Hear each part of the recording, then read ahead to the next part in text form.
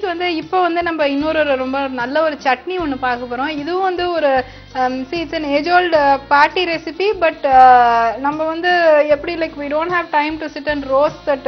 இப்போ இந்த கத்திரிக்காய் எல்லாம் வந்து தீயில ரோஸ்ட் பண்ணணும் அப்படின்னா பண்ணலாம். பட் ஆனால் ஒரு சண்டே அன்னைக்கு ஒரு ஃப்ரீயாக இருக்கும்போது பண்ணலாம். லஞ்சுக்கு கட்டுறதுக்கு வந்து இப்படி ஈஸியாக பண்ணிடலாம். அதனால தான் இந்த மெத்தடை சொல்கிறேன். இப்போ இன்க்ரீடியன்ஸ் என்னென்ன அப்படின்னு நீங்கள் நோட் பண்ணிங்கனாக்க வந்து பெரிய கத்திரிக்காய், புளி, உளுத்தம்பருப்பு, தனியா சீட், கருவேப்பிலை இருக்கு. தவாவை ஹீட் பண்ணிட்டு கொஞ்சோண்டு ஆயில் ஆட் பண்ண போறேன்.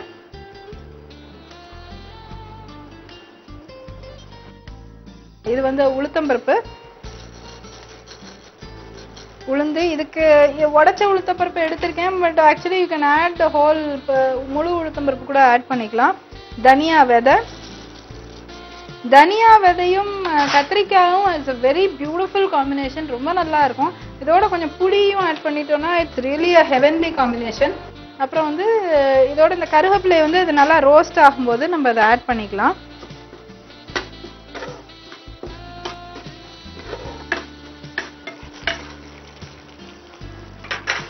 இப்போ இன் பிட்வீன் நான் என்ன பண்ண போறேன்னா இந்த கத்திரிக்காயை நம்ம வெட்டிக்கலாம். ஸோ இதை வந்து நம்ம இப்போ ஐம் நாட் கோயிங் டு இதை நெருப்பில் வச்சு நான் சுடாமல் நான் அதை வந்து அப்படியே நான் சாப் பண்ணி நான் இதுக்கு ஆட் பண்ண போகிறேன். இதுக்கு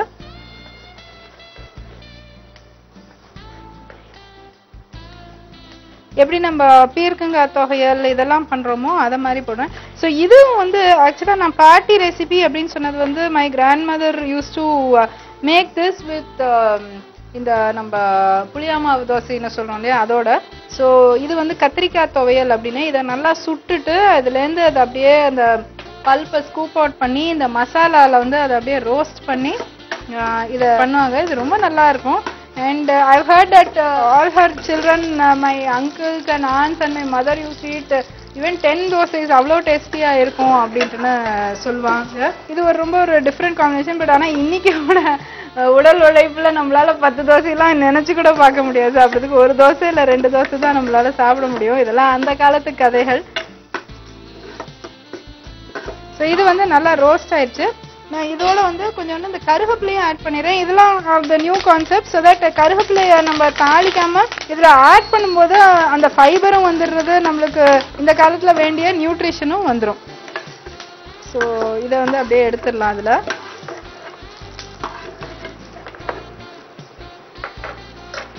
இந்த சாப்ட் கத்திரிக்காயை இதோட ஆட் பண்ணிடலாம்.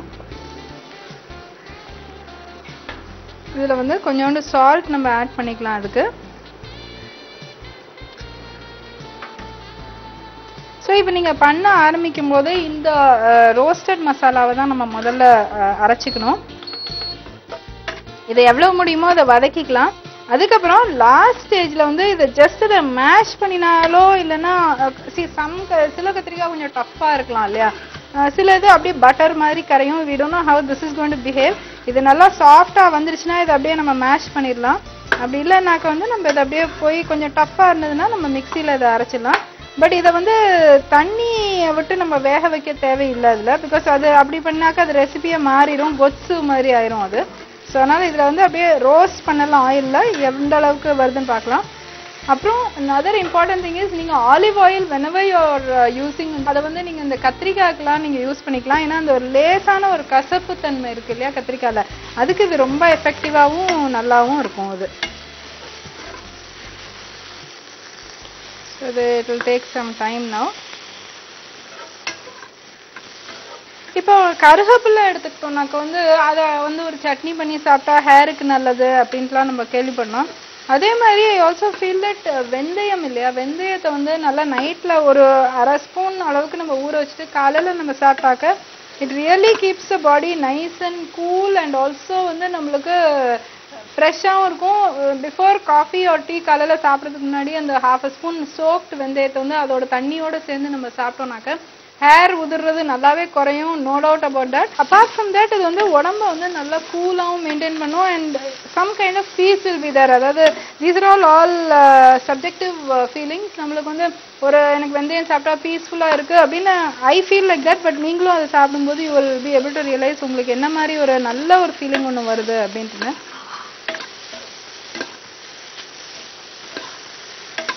இப்போ இதில் வந்து இந்த மிக்சர் மசாலாவில் வந்து நம்ம ரெட் சில்லி நம்ம ஆட் பண்ணல, but we can add some green chilli, ஒரு டிஃப்ரெண்ட் ஃப்ளேவர் இருக்குது. ஏன்னா ரொம்ப ரெட் சில்லி போட்டால் ஒரு மாதிரி ஒரு குழம்பு இல்லை கூட்டு ஃப்ளேவர் தான் வரும். ஸோ இதுக்கு ஒரு ஃப்ரெஷ் டேஸ்ட்டுக்கு வந்து இந்த கிரீன் சில்லியை ஆட் பண்ணிடுறேன் இதுக்கு. இதில் வந்து இந்த மசாலாவை முதல்ல வந்து நல்லா கொரகொரன்னு அரைச்சிட்டு நம்ம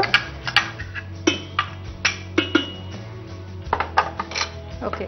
இப்போ இதோட வந்து இந்த வதக்கின கத்திரிக்காயை ஆட் பண்ணக்கூடாது இப்பயே, ஏன்னா அப்போ இதுவும் கிரைண்ட் ஆகாது, இது ஓவர் கிரைண்ட் ஆயிரும், ஏன்னா இது சாஃப்ட் இன்க்ரீடியன்ட்னால.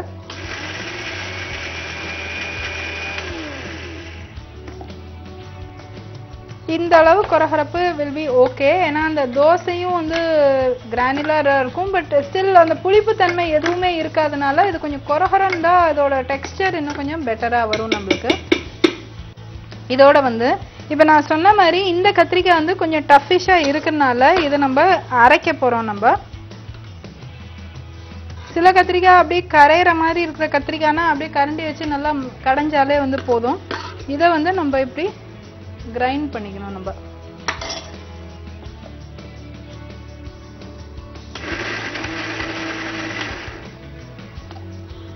சரி சூப்பர்பா இது வந்துருச்சு. இது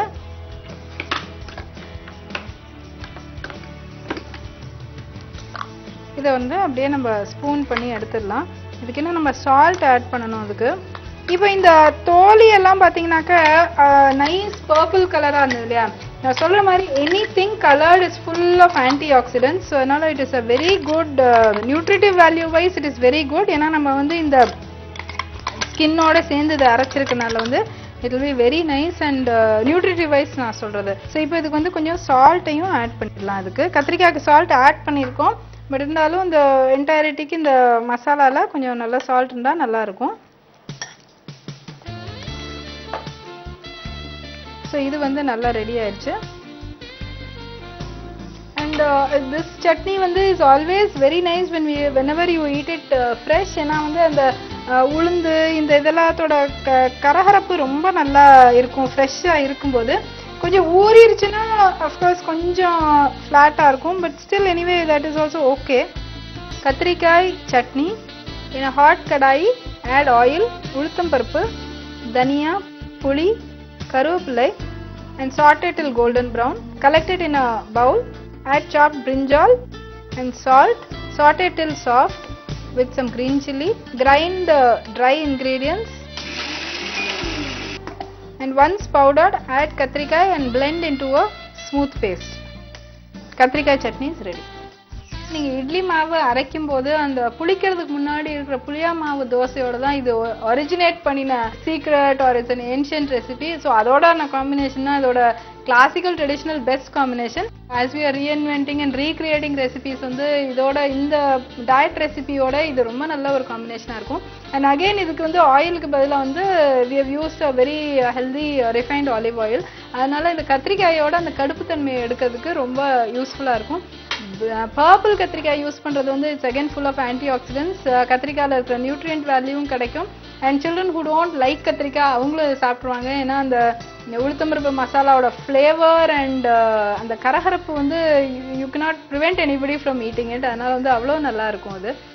prune and banana milkshake அதுவும் ரொம்ப நல்ல ஒரு combination. Even I also had a glass. It's really very nice and makes you run. அதாவது stomach is light but you can do more energy work அப்படிங்கிற மாதிரி இருக்குது. நெவர் ஸ்கிப் யூர் பிரேக்ஃபாஸ்ட் போது இந்த ப்ரூன் மில்க் ஷேக்கில் கொஞ்சோண்டு oats add பண்ணி பாருங்கள். You really feel very good. It's a very nice recipe.